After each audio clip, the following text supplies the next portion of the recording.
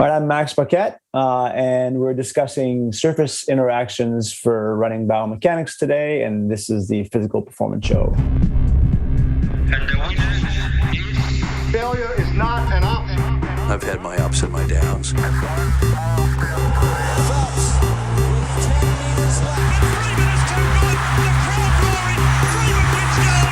I think it's an absolutely breakthrough experience.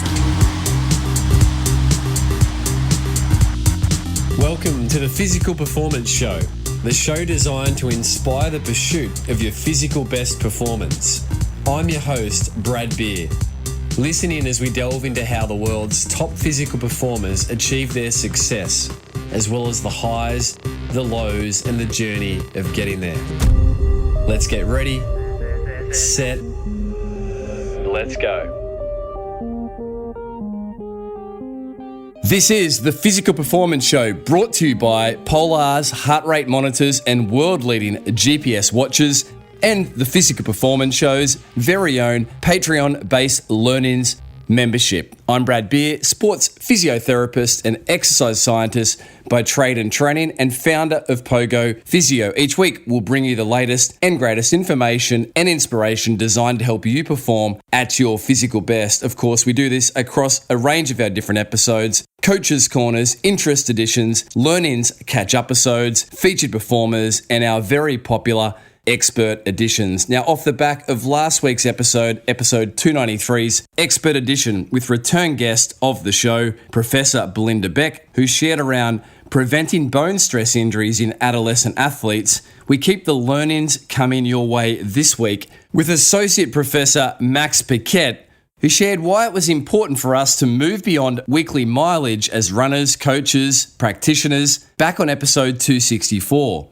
Now, on today's episode 294, Max has returned to discuss a very intriguing, interesting, and important topic, and that is the topic of surface interactions for runners. And this Expert Edition has been on the to-do list for quite some time. I doubt that there's a runner on the planet who at some point has not thought that running on softer surfaces would help them reduce injury risk and lessen the loads on their running legs.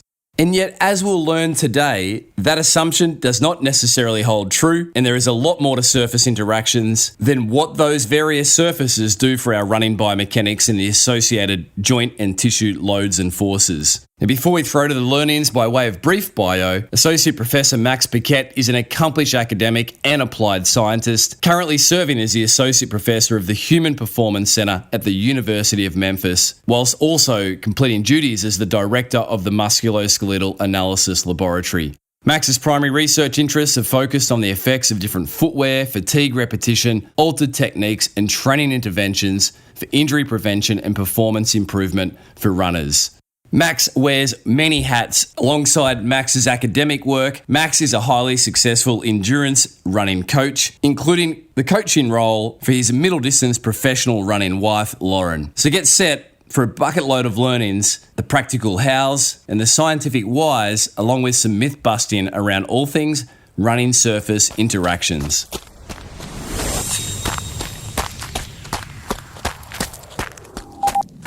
Associate Professor Max Paquette, welcome back to the Physical Performance Show. Thanks, Brad. You flagged it before we press record, Max. You flagged that this is a hot topic, and then you warned me that the science on surface interactions is tough. You said it's inconsistent, but also you're up to date with some of the latest research in this area, with one of your master's students having just submitted their thesis. So it's good timing, Max. Yeah, exactly. Yeah.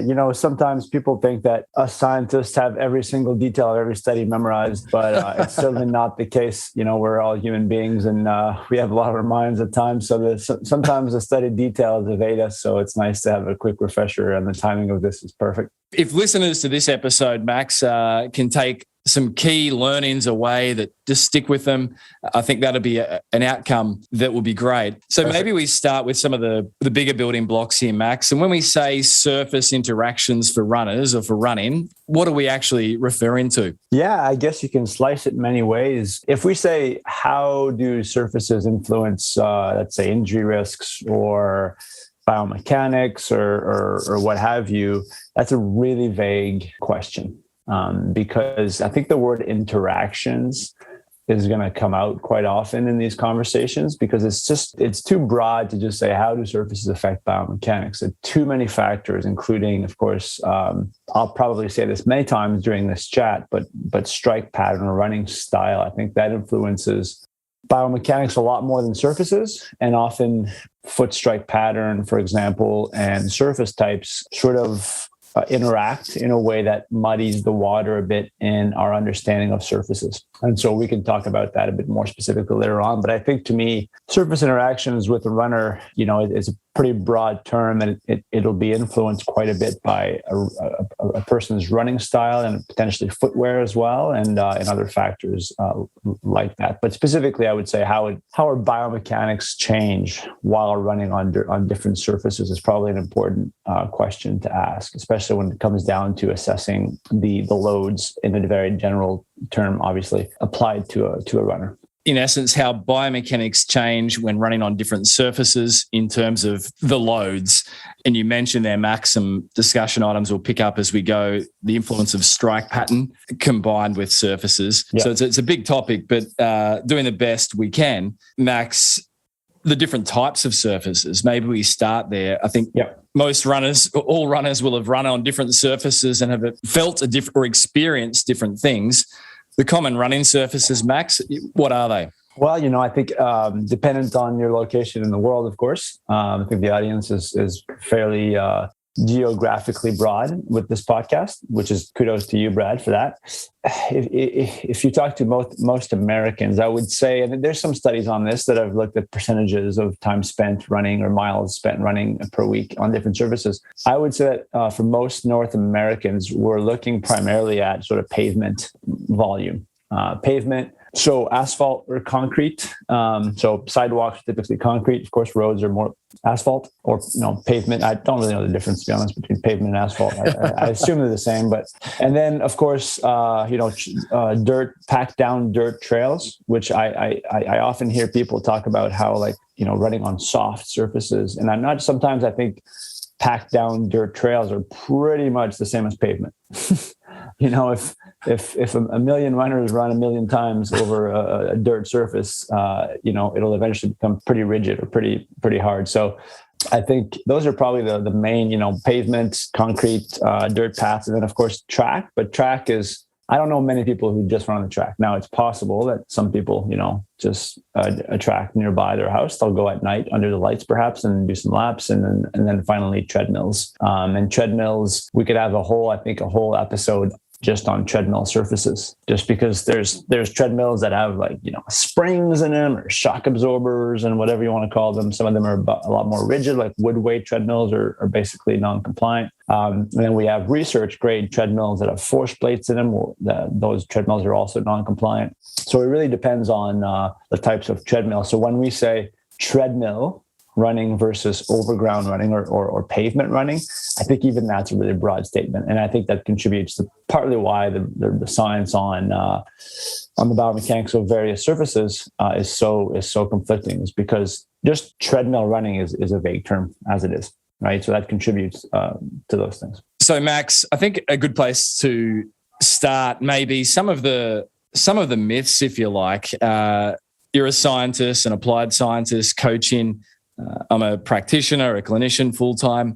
There's rarely a day that you don't encounter a belief, if you like, from an athlete or a coach or a practitioner as well, that for some reason running on softer surfaces seems to be bestowed with these magical force attenuating powers in terms of reducing loads on runners and therefore injury risk. Can we maybe start with that belief? Is it accurate? What does the science say? And if it's not accurate, why so? Yeah. Okay. Yeah. Great question. I think I agree that that's an important one to touch on. I remember when I was in university, one of the big selling points to the city where I was the number of miles of soft trails, and the idea was that this was being sold not only because it's enjoyable to run on trails, but it's also softer and maybe reduce injury risks. But we still had fairly high rates of injuries. Obviously you're training. And so I think the myth is always that soft surfaces are better than hard surfaces. And again, it goes back to the initial question that you posed. And I think it's that's also a very broad statement that soft surfaces are better than hard surfaces. And I think the low-hanging fruit there is talking about how demands change depending on surface type. So this might be oversimplified, but I think it's probably the best statement to make when we discuss surfaces with regards to tissue demands. We'll go to two extremes. So sand, running on sand, which is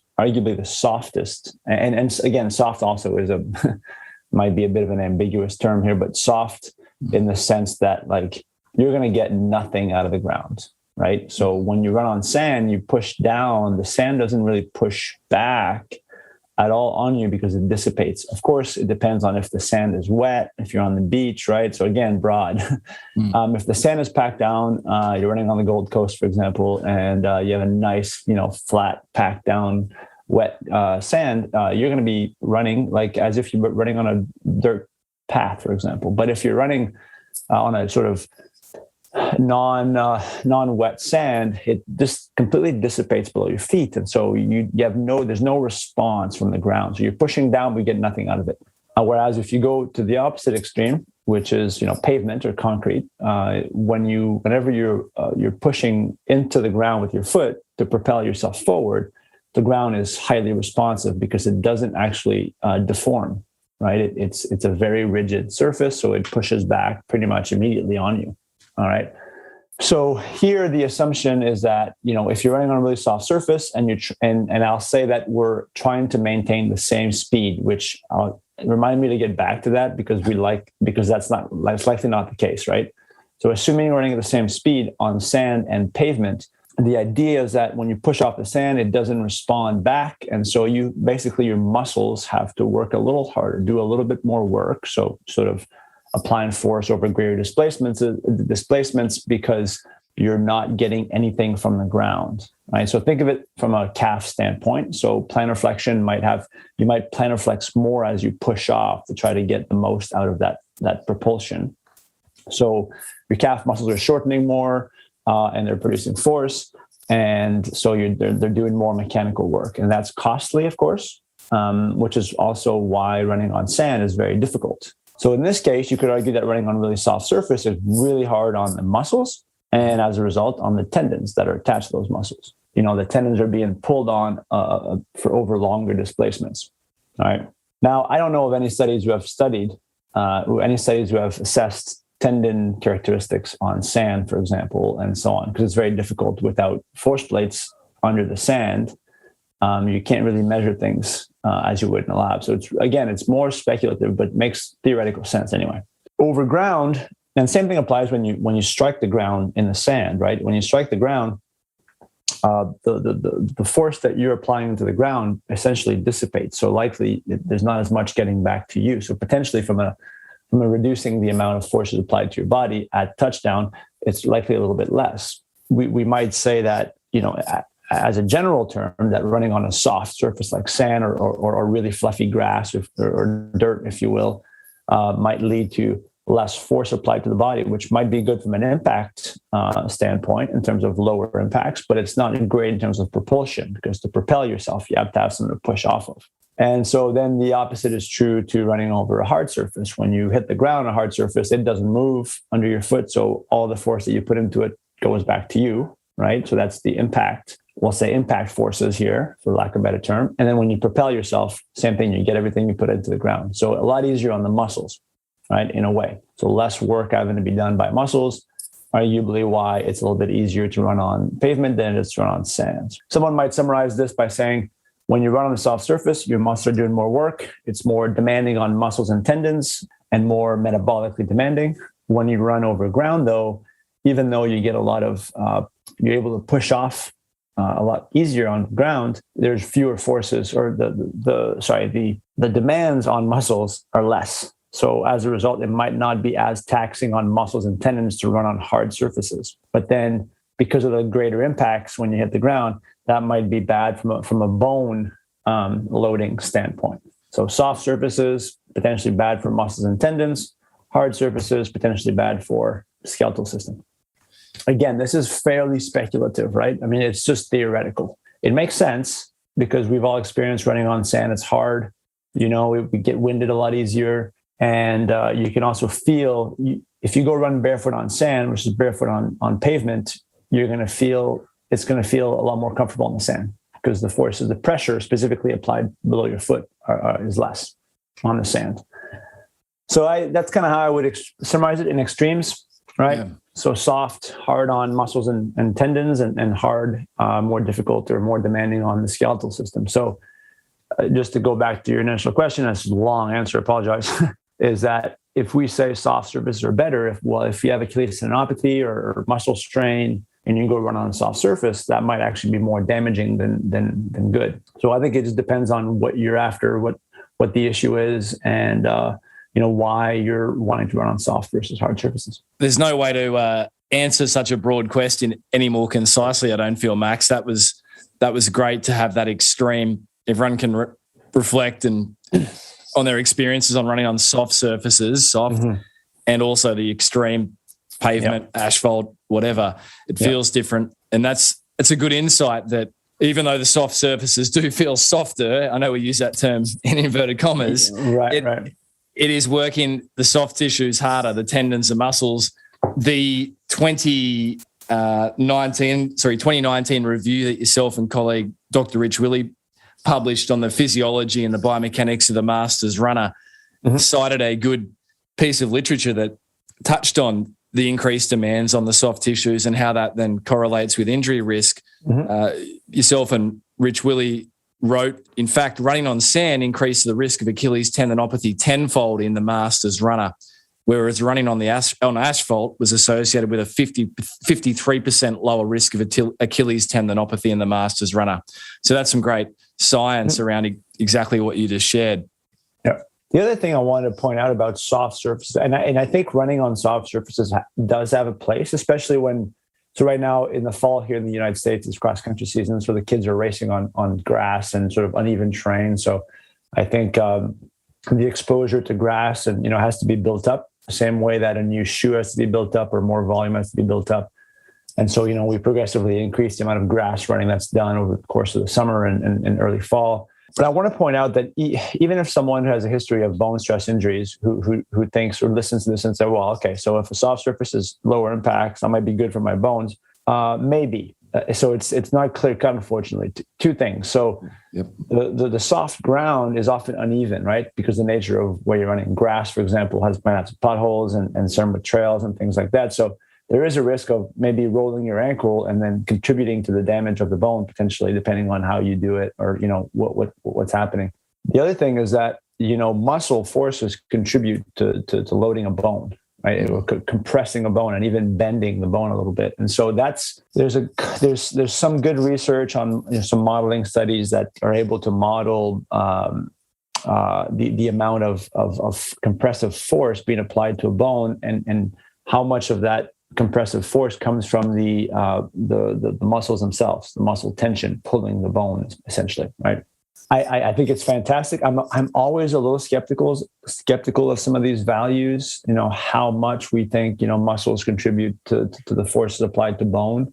But the idea is that if we're running on a soft surface and soft surfaces require more muscle forces because the response isn't very high from the ground, then you could argue that, well, if the muscles are producing more force, they're pulling on bone more and compressing bone more, which to me is sort of a hard concept to wrap my head around. And I'm not saying it's not true. I don't think that running on pavement compared to running on grass, running on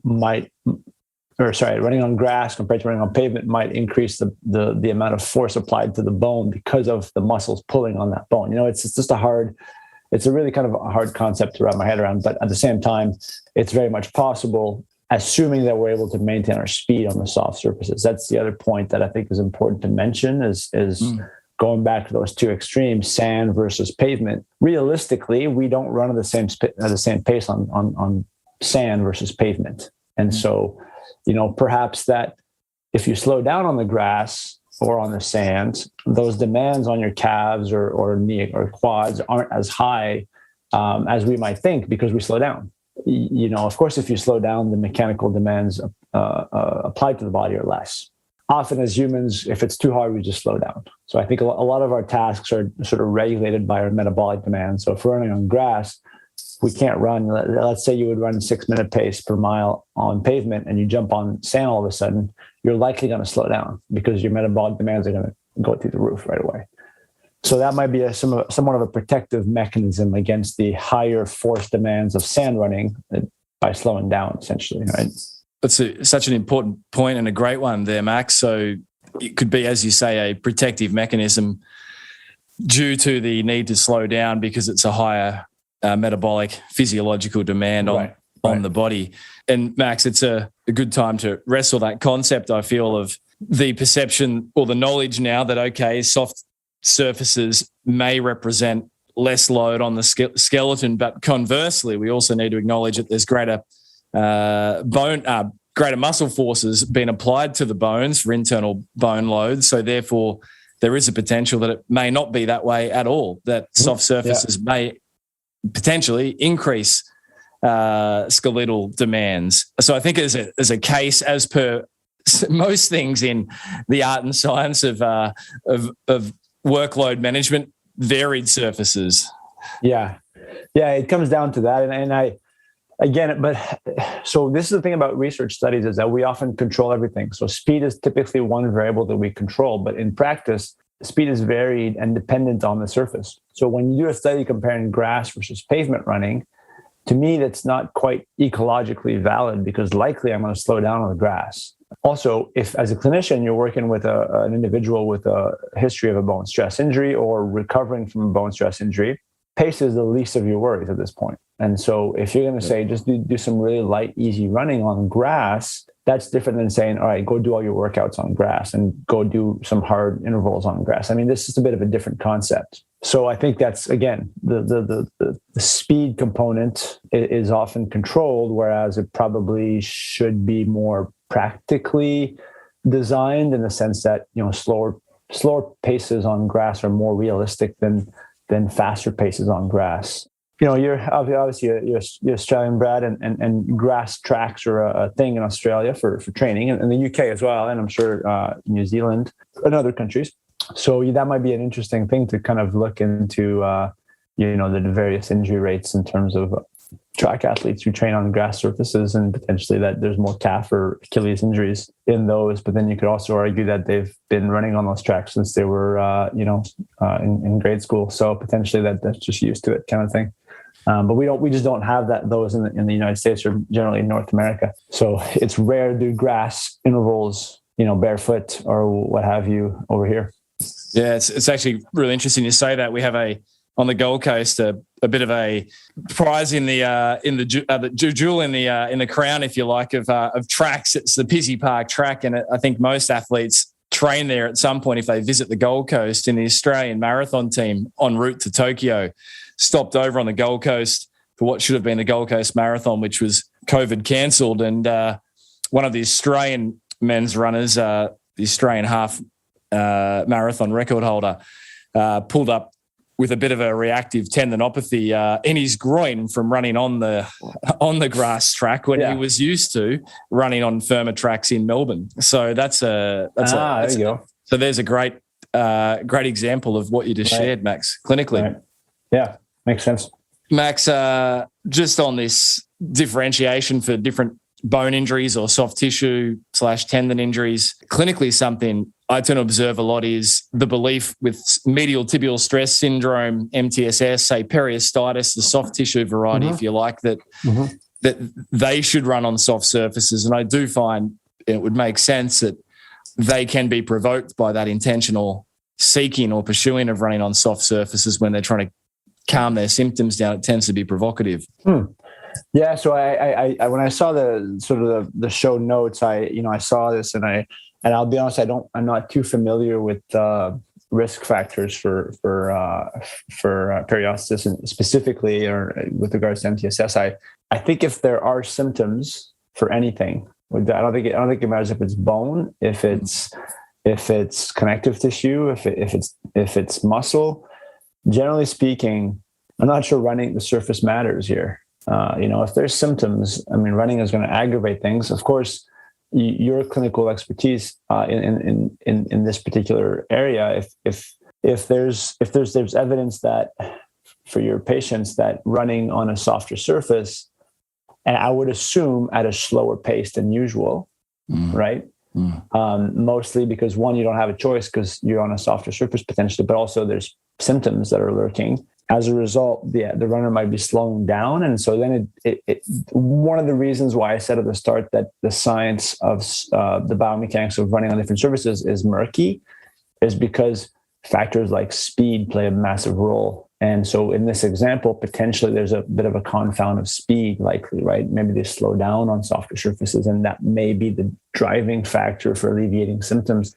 So that's really interesting. And again, it circles back to the whole like methodological issues, I think, in biomechanical research with surfaces is there's so many little factors that are interacting with the surface that are affecting our findings. And it's really difficult to wrap your head around what exactly do we know about surfaces.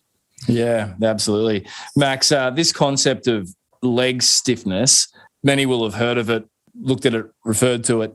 What exactly is it and how does it work?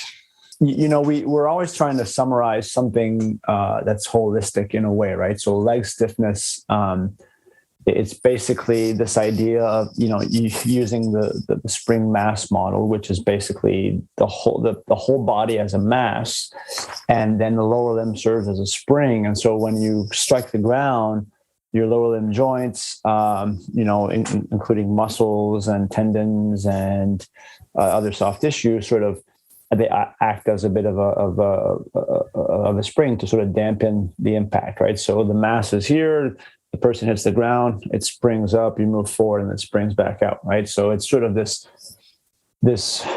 how we simplify gait, right? Especially running, because it's just a single leg stance phase, so it's a single spring, it compresses, and then it recoils. Leg stiffness was essentially is the ratio of the force being applied to the body and the change in the length of the lower limb. So force over the change in the length of the lower limb, and it has to do with the angle of the leg at strike. Claire Farley, UC Berkeley, I want to say she is. Her husband is Roger Crom, who is well known in the biomechanics, sort of energetics field in running, and so she was sort of one of the initial scientists to use the term. So force over compression of the leg, and it measures whole body. So I want to say whole body stiffness, which doesn't really help the listeners, but how stiff is the lower limb spring, basically, right? So if you think of a car suspension, if you have a really bad suspension, you hit a pothole and it just sort of like wobbles up and down. It's not very comfortable. If you have a brand new suspension, which is stiff, you hit a pothole, you just quickly feel it, boop, and then you kind of bounce back and you haven't really felt the bump in the road or something like that. And leg stiffness, there's some evidence showing that it's really used. It's a useful marker of performance for especially middle distance runners. Simon Rogers is a New Zealand scientist who's a really good middle distance runner himself. He had a nice study a couple of years ago, 2018 perhaps, where he showed that higher leg stiffness was typically a value observed in the faster middle distance runners. So yeah, that's about as well as I can summarize it. How stiff is the spring of your lower limb? Basically, is leg stiffness. You're listening to Associate Professor Max Paquette on this expert edition discussing running surface interactions. Support for today's show comes from Polar. Polar are a sports technology company who build world-class multi-sport watches and heart rate monitors for people who take their health, fitness, and sport seriously. Polar have an incredible heritage. Headquartered in Finland, they have been the global driving force behind scientific wearables for over 40 years. They are the pioneers in and the world leaders in heart rate measurement technology, providing you with the best 24/7 monitoring. And Polar recently announced the release of a range of high-performance watches, the Grit X Pro range. For those who like to train outdoors and think of the world as their playground, the Polar GridX Pro range of watches are designed to military-level standards with scratch-resistant sapphire glass and ultra-long battery life, providing ultimate durability for the most demanding situations. True to Polar's heritage, the GridX Pro range comes in 3 stunning colours, including Nordic Copper, Arctic Gold, Black Diamond Light Carbon, and the Titan, a premium edition that's ultra strength, made from lightweight aerospace titanium, equipping you with one of the most beautiful and durable outdoor watches on the market. Now, Polar are offering up to 15% off selected products over at polar.com. Simply use the code TPPS at the checkout. Polar is worn by many of the best athletes on the planet, and now you too can make the most out of your training, racing, and exploring. Support for today's show also comes from the Physical Performance Show's very own Learnings membership. It's simple. If you'd like to support the production of the show from just $5 per month, you can do so over at Patreon. Just jump over to Patreon, patreon.com. Search for the Physical Performance Show, and there you can pledge your support. Now, in return, we'll grant you complimentary access to our back catalogue of live stream events, including 2020's very popular live streams with Dr. Shona Halson on optimising recovery and Dr. Stephen Seiler, forefather of all things polarised training. And additionally, we'll grant you access to our upcoming live stream events, including this weekend, or at least at the time of recording, our live stream Fueling the Endurance Athlete with UK-based sports dietitian Rinny McGregor. Tickets for our live stream events are normally ticketed at $49 per person. And if you're interested in Rinny McGregor's live stream Fueling the Endurance Athlete, you can jump over to pogophysio.com.au/Rinny McGregor live stream, or just Google it and you can still reserve your place for this weekend. And finally, support for today's show comes from Pogo Physio's telehealth consultations. If you are an endurance athlete struggling with bone, tendon, or joint-related concerns, our online 45-minute consultations can be an ideal way to get back to your physical best. And here's a success story from Tasmanian-based recreationally competitive triathlete Sarah, who overcame some persisting foot concerns via telehealth to get back to her triathlon best. Hey, I'm Sarah. I'm a competitive age group triathlete from Australia, and telehealth 100% works. I did telehealth with Brad for chronic sesamoiditis, and I didn't need any hands-on treatment. I had exercise prescription and load management with my training, and this, along with Brad's expertise and genuine care, got me across my pogo finish line. Thanks, Sarah. To schedule your 45-minute online consultation, jump over to pogophysio.com.au/telehealth. For now, let's jump back with this week's expert edition, Associate Professor Max Paquette, Running Surface Interactions.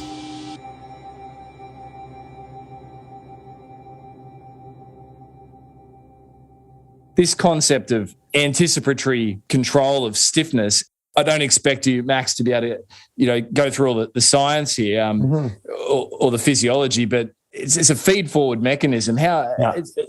It fascinates me that you can go from running on a firm surface, a stiff surface, if you like, to a soft surface, and the body regulates that. Can you speak a little bit to how that works?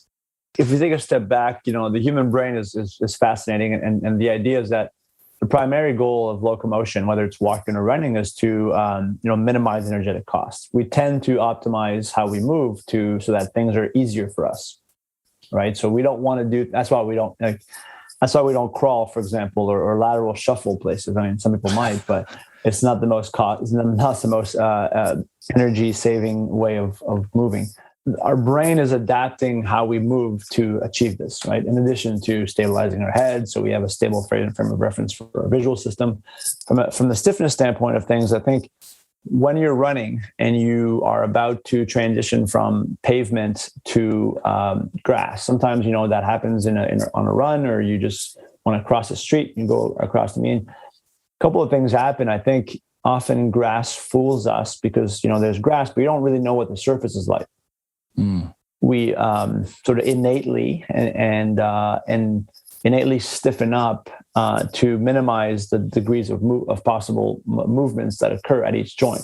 And that might be a protective mechanism. I couldn't really tell you the sort of neurological processes involved here. It certainly seems like a protective mechanism to minimize the degrees of freedom or the possible movements that are allowable through our joints by stiffening. This is cool because it's been reproduced not just with surfaces. So running on a soft surface tends to stiffen the lower limb, but also in footwear. So if you have a shoe with really soft, sort of cushiony foam, it tends to sort of stiffen the limb. So it doesn't just apply with what's about to happen, but also what's on your feet, which of course doesn't change. It's an interesting phenomenon that our brain sort of seems to regulate, where we know that something's about to happen. This could be dangerous. We could roll an ankle, or we could, something could happen. So we sort of, everything just tightens up and limits the possible movements. Yeah. Which is, it's remarkable, isn't it? And it happens so seamlessly without a conscious awareness. It's just happening. I think we can all reflect on times though where we've almost had a misstep because our anticipatory controls maybe been a little bit off, and the surface isn't as firm or soft as we anticipate, and it might be a jolt or an excessive knee flexion on landing that occurs. You mentioned shoes there, Max. It might be a good transition into the effects of footwear and interaction with surfaces, and obviously we need to explore foot position as well. We're all aware of the trend towards maximalist shoes, particularly in the endurance world, ones, if you like. And the perception, certainly, I think from many athletes purchasing shoes such as that are that there's more foam, therefore there must be less impact loads. You just mentioned that the leg will stiffen up more if there's a softer interaction underneath the foot. So what's the science around, from your knowledge, around the interaction of soft shoes and leg stiffness / impact forces? Yeah, and I think leg stiffness will be influenced by the sort of the joint stiffness at the ankle and the knee very often, and we also know that footwear and foot strike patterns sort of are fairly well intertwined, if you will, and both of those will influence joint stiffness. So joint stiffness will be the change of the torque, that the net torque around a joint, and the change in angular position. So basically the range of motion of the joint. When you run on your toes, you tend to have a little less ankle stiffness and a little more knee stiffness. So the knee stiffens up to adjust the strike pattern. With the heel strike, it's different, where you have a little more ankle stiffness and a little less knee stiffness when you run, which is kind of counterintuitive, but it makes sense because of the motions of the joint. So there's quite a bit less ankle joint range of motion in a rear foot strike pattern than in a forefoot strike pattern. So that sort of tends to stiffen up the ankle joint. And so then you throw in the shoes, and then the shoes, of course, will influence potentially how you run. Although some individuals, argue that if you're adapted to the shoes, then that won't be the case as much. We've done some work where we found that people who are used to running with the forefoot strike pattern, when you give them different shoes, they still run the forefoot strike pattern. It doesn't really change things much. But when a rear foot strike runner is given a new pair of shoes, they might actually adjust a little bit how they strike the ground, which influences their joint stiffness and as a result, their leg stiffness. So there's a really nice interaction, or I should say nice is the wrong word. There's a really sort of confusing interaction between strike pattern and shoes, which also plays a role in study findings and interpretations in the literature. It's really important to tease out these factors. So when you're studying shoes, you better study just one strike pattern and not multiple, and vice versa. When you're studying strike pattern, especially rear foot strike patterns, you better just be studying a specific type of shoe, because otherwise the shoes influence the strike pattern. Whereas in forefoot strike pattern runners, it doesn't. The shoes don't influence the strike pattern as much. Yeah, you can kind of see how it quickly becomes a bit murky with that. But I would say, generally speaking, as mentioned, softer shoes tend to stiffen the lower limb.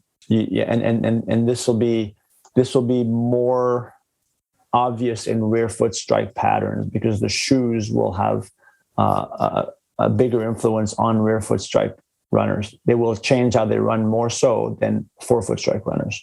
And forefoot strike runners are a rare breed in a way because, well, one, they are rarer. There's fewer of them. But I think part of it is when you're a 4-foot strike runner, it takes work to become a 4-foot strike runner. Perhaps you just always were, but you are running in a way that is difficult to change. And I know this because I've worked with runners that have been 4-foot strike runners, including my wife Lauren, who's just a really aggressive 4-foot strike runner, and her heel never touches the ground. And so for her, she chooses shoes based on comfort because it doesn't really change how she runs. So she might as well pick something that she likes, that feels good.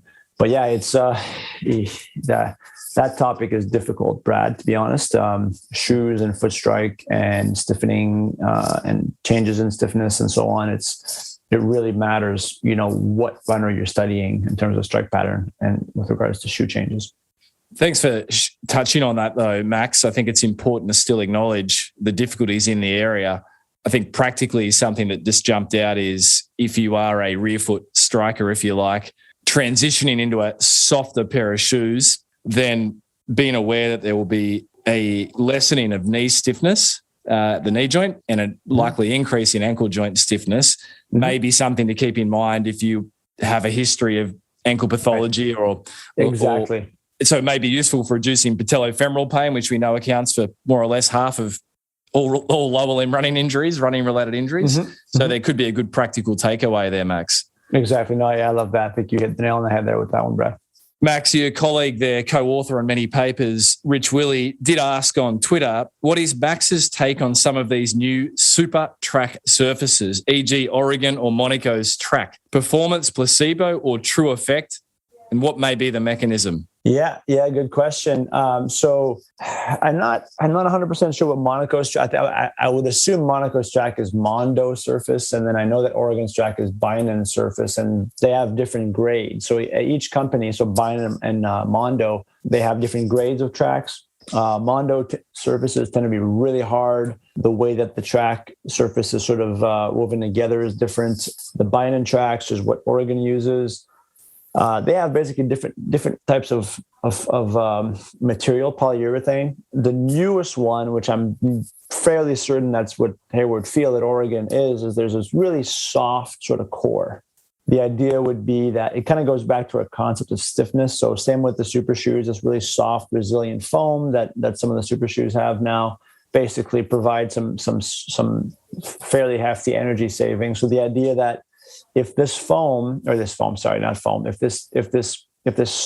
polyurethane is resilient and but still obviously compliant and can return a good amount of energy, then the question is, how do you combine the energy savings of the shoes and the energy savings of the track? And can we quantify that? I'm sure we can. It's a little difficult, obviously, with testing on an actual track. So you have to have a portable system, which there's some limitations with measuring, energetic costs or metabolic costs, I should say.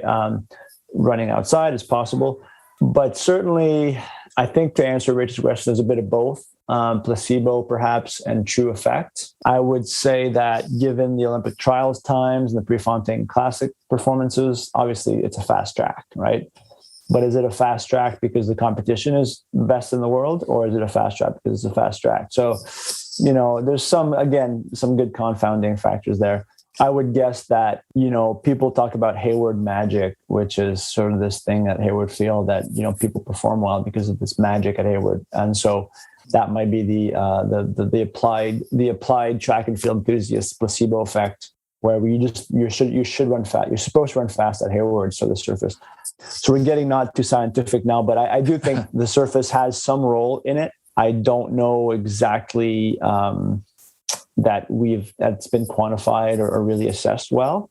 I'll tell you this, though, when you walk in that facility or even in the Monaco facility, I've never been to Monaco, but obviously I've seen, the Diamond League, and I've seen the performances that have happened on that track. The feeling of walking a facility like that is just, it's hard. I'm sure it's hard not to perform well or not, be incentivized to perform well, right? It's the highest stage of competition. So lots of factors that we can't quantify, unfortunately. Great response there, Max. It does make me think of the incited mystical powers of the Koro Crunch. The Ethiopians describe it as the gravelly, roads that they do their long runs on. And it was touched on by Mike Crawley, former guest of the show, who was referencing his experiences running in Ethiopia. And and the authoring of his book Out of Thin Air. And that a lot of the Ethiopian runners will bestow magical powers on these surfaces where they may not run on hard roads any more than twice in preparation for major. So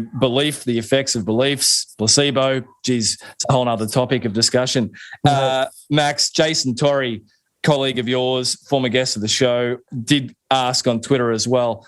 A common thought is that a more cushioned shoe decreases stress in the foot but shifts it proximally. Is there evidence for this? I guess it depends as well. Just from my quick look at that, you just mentioned foot strike patterns will, affect this. So there's a fair bit to this. But anything you'd add to that? Yeah, I think that's the thought, right? That's this has been shown, in sort of minimal versus sort of more traditional shoes. We did a study when I was a graduate student in 2010 or so, 2009. We did a study that was published in 2013, specifically on sort of barefoot, minimal, and then traditional shoes. Not a maximally cushioned shoe, but the model is the same, right? Less to more, basically, is how we basically designed this. And we did have rear foot and forefoot striking runners in that study. We didn't actually study the hip in this study. We just focused on the ankle and the knee. And we had, these were male runners, very experienced, rear foot and forefoot. And of course, as I've already alluded to this a little bit before, the forefoot strike runners, we just didn't see any changes in their mechanics, regardless of the shoes. Just the way that they ran, as a forefoot striker, it didn't matter what shoes they had on. If you're a forefoot striker, basically the mechanics were pretty much all the same. It didn't change a whole lot. Now, in the rear foot strikers with less shoe, so this was the barefoot shoe, basically, there was a little bit less sort of involvement at the ankle, which is counterintuitive because you're a rear foot striker. You're not really using your calves as much as a forefoot striker. Without shoes, somehow there was less involvement of the calves. But nothing really shifted to the knee. We didn't really see any of that. So I think it goes back to strike patterns. So because we teased out strike patterns, we didn't see footwear effects in these people, because when you run a certain way, you continue running a certain way pretty much regardless of the shoe. Rear foot strikers, when you take away their shoes, they tend to be less of a rear foot striker. So it's not that they're forefoot strikers, it's that the degree of rear foot striking is reduced. Does that make sense? Yep. So instead of being like really steep, they're a little flatter, when they land. Yep. So again, to me, it's not really driven by shoe. It's more driven by the resulting change in strike pattern, any shifts in those things, right? So we do know for sure that typically forefoot strike runners have greater reliance on calves and Achilles tendon and less on the patellar tendon and knee extensors, whereas it's the opposite for rear foot strikers. So on that, if a shoe is going to change your strike pattern, then yes, it'll shift if you go from a forefoot strike to a rear foot strike, you'll shift more towards a knee dominant strategy for movement. Whereas if you do the opposite, rear foot to forefoot because of your shoes, then you're going to go towards more of a plantar flexor strategy in terms of loading. So it goes back to the start of our conversation about sort of moderating factors, if you will, and strike pattern always comes back in the conversation. And I really think that as clinicians read papers on shoes or surfaces, a few things they have to immediately consider in the methods is, what are the strike patterns? Was it controlled? Was it quantified? What was the running speed? Right? Are they set? Is that ecologically valid when you're comparing surfaces? So I think, for clinicians, certainly if they get their hands on a paper and may not know these things, I always look for, in footwear studies, in my opinion, look for a strike pattern right away. That's an important factor in terms of deciphering actual effects or just confounding factors. You're listening to Associate Professor Max Paquette on this expert edition discussing running surface interactions, why softer surfaces are not always better when it comes to reducing lower limb loads and forces and injury risk. If you missed last week's expert edition with Professor Belinda Beck, Belinda shared many great learnings around how to help reduce adolescent bone stress injuries. Here's a snippet from Belinda's sharings. If you can feel on a bone, a very sore spot, that is a very bad sign. That is a number one reason to stop what you're doing, let your bones catch up, give at least a week, probably 2, of some other form of training, not loading that, and then just pick up at a lower rate of training and reintroduce at a slower rate to prevent it happening again. And ultimately, if you can do that once, where you really control the loading over time, you'll probably avoid having one ever again. But it's that first time you notice it, you've got to manage it properly. Otherwise, you're going to be plagued throughout your career if you just ignore it and try and run through. To enjoy the full episode, jump over to wherever it is that you enjoy your podcast from. We're on YouTube now and, of course, across all the major podcast players. And enjoy the archives dating right back to episode 1, featuring surf lifesaving Ironman champion Ali Day. For now, let's jump back with Associate Professor Max Paquette discussing running surface interactions. Max, your master's student just published a thesis on surface interaction effects. Any takeaways from that? Yeah, so Adriana Miltko, who just graduated this spring, fantastic scientist. She studied treadmill surfaces, pavement, track, and grass. And I will say the grass wasn't a packed down grass trail. It was just a trail or sort of a grass surface on a field. So another important consideration when comparing grass surfaces, because if it's a commonly used path and it's packed down, it's less grass, more dirt, of course. Grass doesn't grow when you're running it all the time. So it just becomes dirt. In her study, basically the main finding was after we controlled for shoes, we controlled for strike pattern, and we controlled for speed, we had absolutely, no differences among surfaces.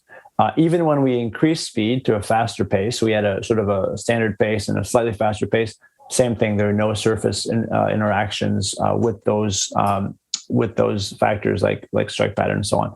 So basically, in a rear foot striker, at 2 different set speeds, the surfaces differences are not there. It just didn't exist. And this was specifically for a loading rate of the vertical force inside the shoe, peak vertical force, and also peak tibial axial acceleration of the tibia, obviously, the distal tibia.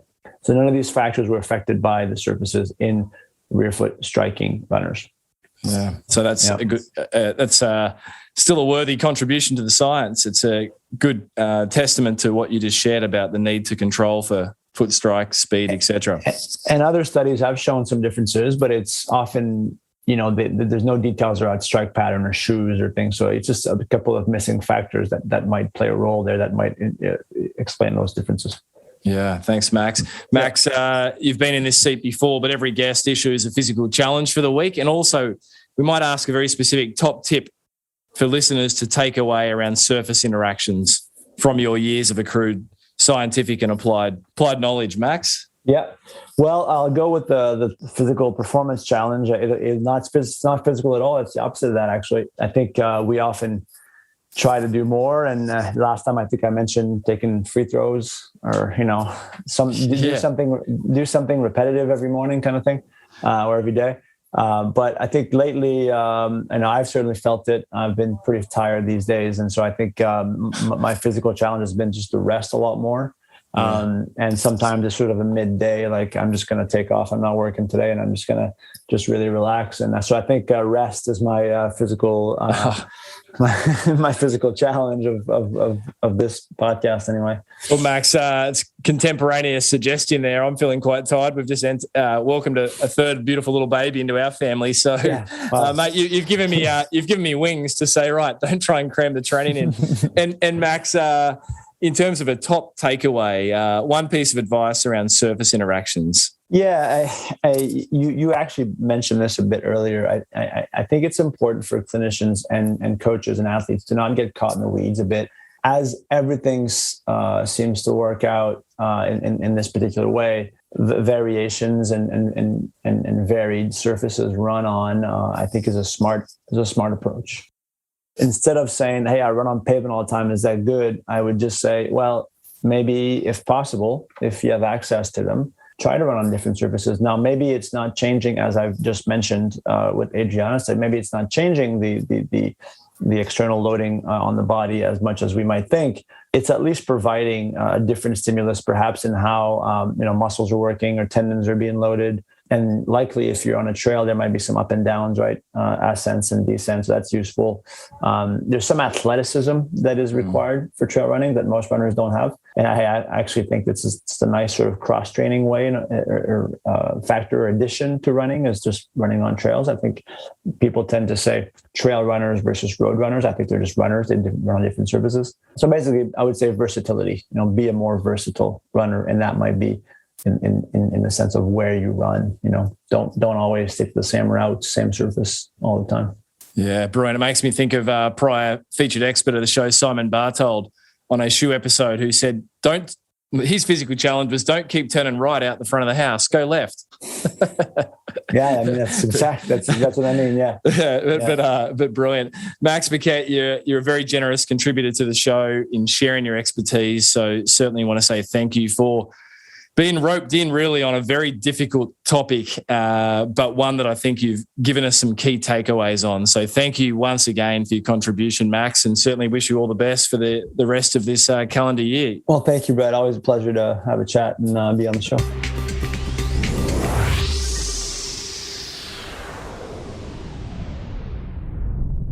So there you have it, another episode of the Physical Performance Show, and I trust and I know you took some great learnings from Max Paquette today. Now, if you did, please reach out and let Max know what it was you enjoyed from his share-ins. You'll find Max over on social media, on Twitter at Biomechmax,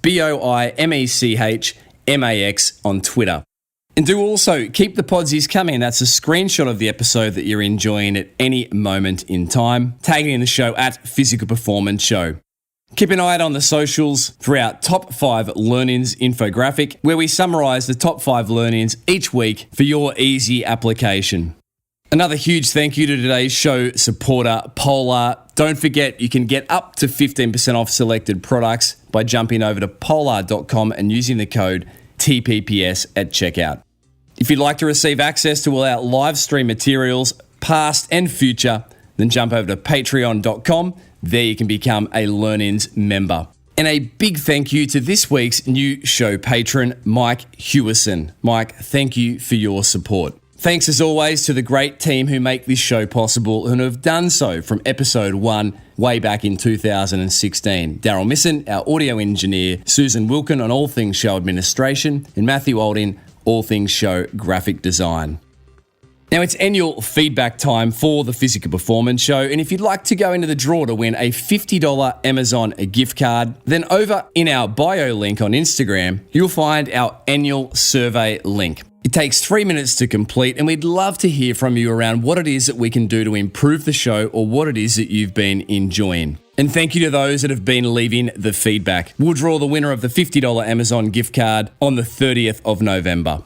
Now, coming up on next week's episode of the Physical Performance Show, of course we keep the learnings coming your way, as we share with you a conversation I recently had with Dr. Tim Gabbett, high performance consultant, who shared around training load progression considerations. Well, we talk about local tissue capacity in terms of a structure's ability or a tissue's ability, a specific structure, a specific tissue's ability to withstand tissue or structure-specific load. And when I talk about local tissue health, the kind of training that we do for that, it could be as simple as for a baseball pitcher, we're trying to improve the strength of the external rotators of the shoulder.